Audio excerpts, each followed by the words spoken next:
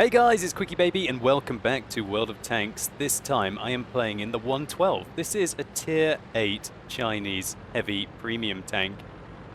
And I want to bring you this replay to show you a couple things. Firstly, why this is my favorite way to make money in World of Tanks. And secondly, just how capable this tank is if it manages to get hull down at taking an absolute beating.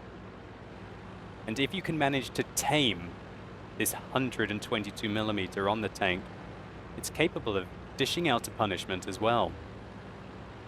So we're playing on Erlenberg here. We are defending against an assault. So I've decided to make my way into the eastern hill that we're going to see up here. So hopefully we can take a few soft shots at the enemies as they advance. Now when you go into this position, it's not too much of a big deal. It's not that big of an investment on Erlenberg for the assault. And we've been spotted early, so that means it's very likely that one of their scout tanks or their medium tanks has made it up into a bush there.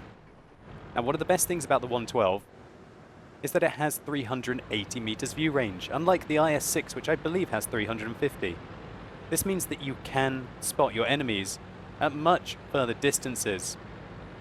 You're not quite as blind as you are in many of the other tier 8 premiums, especially the ones with preferential matchmaking. So there's that T-71 that got a glimpse of us earlier, and we put a cracking shot into him, removing 46% of his hit points. He manages to get into a dip just as we reload, and this is a great opportunity for the 112. Unfortunately, we don't have quite enough gun depression, so what I do is look for an area. Hopefully in a second, I'll realize, oh wait, derpy derp, if I manage to turn to the right, I'm going to be able to hide my lower plate still and use that position. I think I've finally seen it. Oh yes, look, there's a position here where I will have the gun depression that I need to engage my opponents. And this is something that you're going to have to do in the 112 if you want to be successful. You hide the lower plate and try and find positions. A bit like if you're playing a Soviet tank, where you can only expose your turret, which has a few weak points from the front. And so we're playing against an American tier 8 premium heavy tank here, who does not have preferential matchmaking, but he has a very fearsome 120mm gun.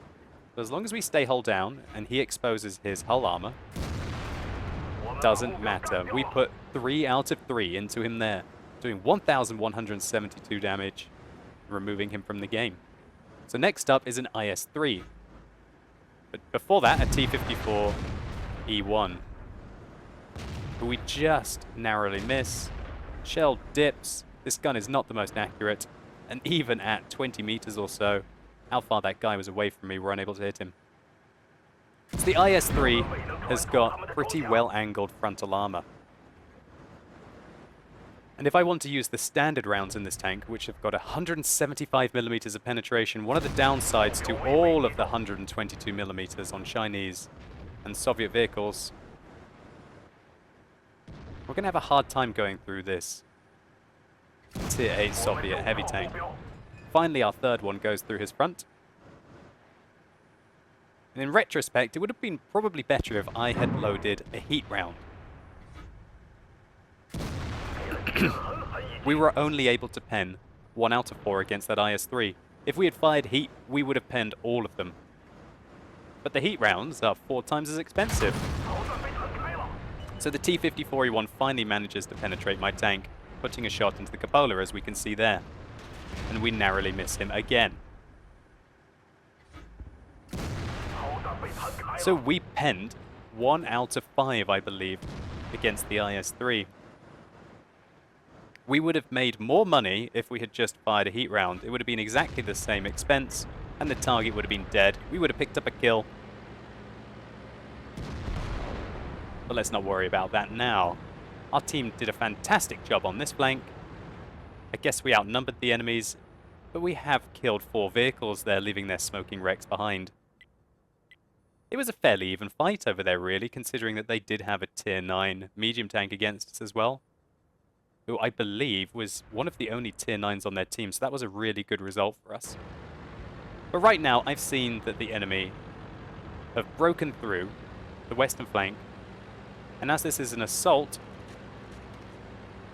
the game durations are very short indeed, only 10 minutes long, and we've used up half of it. Now we're going to be making our way across to the north, and we're going to dig in and hopefully use the fact that the enemies have to cross a bridge to defend our cap circle.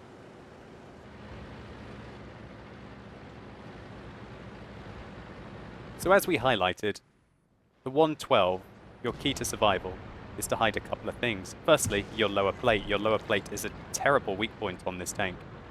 And as we saw, the T-54E1 managed to penetrate our cupolas, but they're quite a small target. So more IS-3s against us. There were not any soft Tier 7s in this matchup. And Tier 7s and Tier 6s are what the Tier 8 premiums really managed to pick apart for free, so to say. So we're going to be loading our first heat round. And one of the best things about the 112 is that its heat rounds have got 250mm of penetration. And that is more than enough to go through the side of an IS-3 reliably. Or even the front plate when it's angled reliably. Oh wow, the enemies are multiplying in front of us. Now we have a Lurv and a T-71. And that was just a really poor miss. The accuracy on this gun is a very dubious thing, but we're still scouting out a shot. That was an AP round through the front of the Lurver, who gave us his lower plate. And that probably damaged his engine. And yep, it's just got a little bit toasty inside that tank. He didn't use his fire extinguisher. Maybe he had already used one this game, as he is one of the best players on the enemy team. Thankfully for us, we managed to take out the T-71, but the cap circle is still going up. We're going to have to kill these opponents. We pop round the corner to see what the IS-3s are doing, and we load a heat round as we're under pressure, and we really need to make this next shot count. 5 seconds left on the game. We managed to catch one of them, but they've still got 3/4 of the cap points. The enemy IS-3 figures out that he doesn't want to hang back and allow me to take him, but all he manages to achieve is thinking he should stop on the edge of the cap circle and not fully engaging us, allowing us to take him out. So you're seeing some pretty standard side scraping here on the 112. Now trying to penetrate the front of a Carnarvon, we could probably go through his turret ring, but instead we take advantage of the very weak side armor of the Carnarvon and go right through it. So now we've got to deal with this Borsig. The Carnarvon has him completely out in the open. And we just wait until he gets respotted. He was aiming at the Carnarvon, we saw. We come around the corner and check out the very long aim time. Oh! What a disaster at the end. But the Borsig was stupid enough to stop and aim at us, which allowed the Carnarvon, who had a clean shot on him, an easy kill. So perhaps a little bit of greed by me at the end of that game. I was on 5 kills, and I would have really liked to have come out of this with a top gun as well. I was hoping we could have fired through that post that the Borsig fired through. And considering the angling on our armor, I didn't think there was that much chance that he could kill us, but it looks like he connected a good shot into our lower plate. Hopefully this replay showed you just how strong the 112 is if you can get a little bit of rubble to cover your lower plate. We managed to side scrape round the corner, controlling the engagement, ensuring that we were only ever fighting one tank at a time, meaning that we were successfully able to create quite a graveyard in the cap circle. And with some good fire support from our allies, we were able to secure the game when the situation looked very dire indeed. The main difference between the 112 and the IS-6, which is a question that I frequently get asked, is that I feel that the 112, with its heat rounds with 250mm of penetration, in a very tricky situation are more capable of carrying a game. I don't think that 217mm of APCR penetration on the IS-6 would have been able to as reliably take out these fairly heavy IS-3 targets as easily as the 112 was. Also, the 112 has a better top speed limit, which allowed us to rush back into position, on top of the fact that we have 380 meters view range, which allows us to play more of a medium tank role at the same time. and just give you that little bit of flexibility that you need often to be able to carry the game where the IS-6 would fail. Nevertheless, the module damage that you will take in the 112 can be crippling, and don't expect to have the same all-round level of armor that that beautiful Soviet Tier 8 premium heavy tank has. Nevertheless, hopefully I showed you just a little bit of why I think the 112 is the best moneymaker in the game that is available as standard in the gift shop. So let's just take a very quick look at the post-game stats.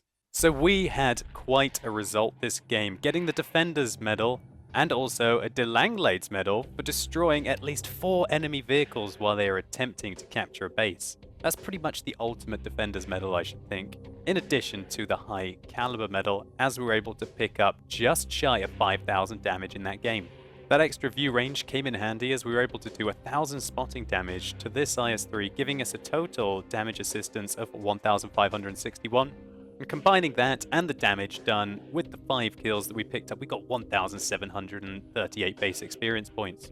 Now for what you guys will be really interested in, we made 157,000 credits that game, which gave us 134,000 credits profit in, I think, about 8 or 9 minutes. However, I do pre-buy the premium ammunition when it's cheaper on discount, and so those 4 heat shells would have cost us 20,000 credits on top of that. Nevertheless, about 115,000 credits profit, including the heat expense, shows you that sometimes you have to spend money to make money. A lot of people always ask me, which Tier 8 premium tank should I buy to be able to make credits as effectively as possible? And my answer is that you should probably consider just buying a tank which you can move your most skilled crew into. If you're an American heavy tank player, then think about buying the T-34. If you're a French heavy tank player, then maybe you want to get the FCM-50T. And I don't think that there's one individual tank which is overall better than the others, but I'm at the luxury that I have all of the vehicles available and I have good crews that can go in them. And if I had to play just one Tier 8 premium tank for making the money, then it would have to be the 112. I think in this replay we also saw that capping is not always the right thing to do. The enemies would have had much more success if they just kept pushing through and used their numerical advantage to be able to take me out. Defending the cap on Erlenberg is a very easy thing to do if you have people located in the eastern part of the map and at least one guy getting spots on your targets, even if you don't have artillery to provide you with that extra added fire for effect. Nevertheless, this was an awesome game and one of the most fun rounds that I've had in the 112 in a good while. So anyway, I hope you guys have enjoyed this video. If you have, please do consider giving it a like down below. It really helps the channel out and I'd appreciate it. And let me know in the comments what you think about the 112. Do you think that it's a really bad Tier 8 premium, or are you in agreement with me that it's probably your favorite? And if not, let me know which one is and why. Anyway, as always guys, thank you so much for watching. You've been epic and hopefully I'll see you soon.